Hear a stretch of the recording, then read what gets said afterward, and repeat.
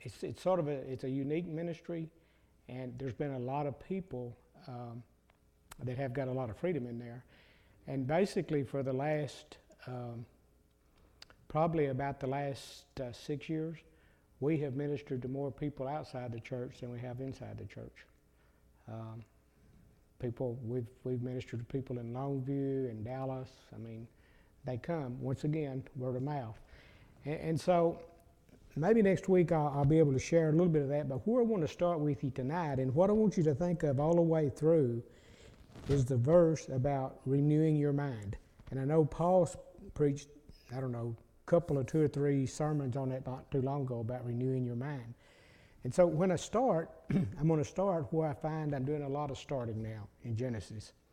And it's amazing how when I start trying to put something in the New Testament, I end up back in Genesis. And so what I want to talk to you about tonight, starting out, is renewing your mind, but I'm going to go about it in a different way. And so where we're going to start is Genesis 2:7. Now,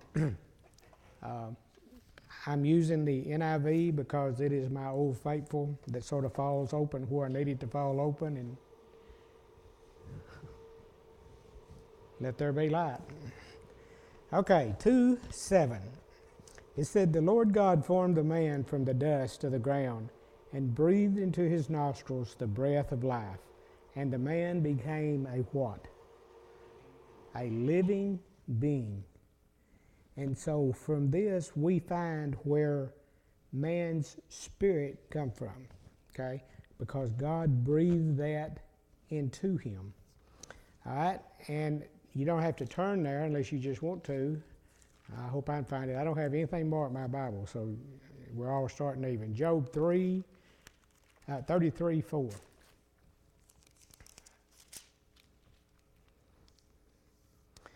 And it says, "The Spirit of God has made me.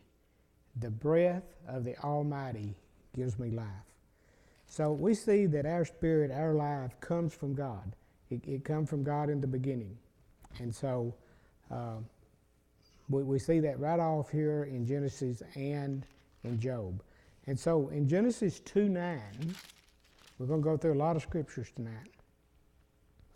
It said, "And the Lord God made all kinds of trees grow out of the ground," and this is in the Garden of Eden, "trees that were pleasing to the eye and good for food. In the middle of the garden there was a tree of life and the tree of knowledge of good and evil." Now, you wonder, why didn't God put that in the back 40? Why did he have to stick it just right in the middle of the garden? And guess what? He put 2 opposing trees right together. Now, one was what? The tree of life, and the other is the knowledge of good and evil. It doesn't say it was a tree of good and evil, it says a tree of the knowledge of good and evil. And then in 2:15 it said, "And the Lord God took the man and put him in the Garden of Eden to work and to take care of it. And the Lord God commanded the man, 'You are free to eat from any tree in the garden, but you must not eat from the tree of the knowledge of good and evil, for when you eat of it, you shall what? Surely die.'" Okay, everybody got that fixed in your mind? You eat this fruit, you're going to die. All right. You ever wonder why he put them together there? Why? I mean, was that a test for man? Here's this one and here's this one. Could have been.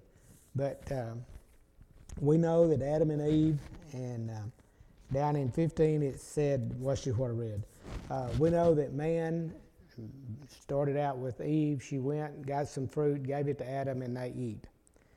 But here's the amazing thing about that. They didn't die. You ever thought of that?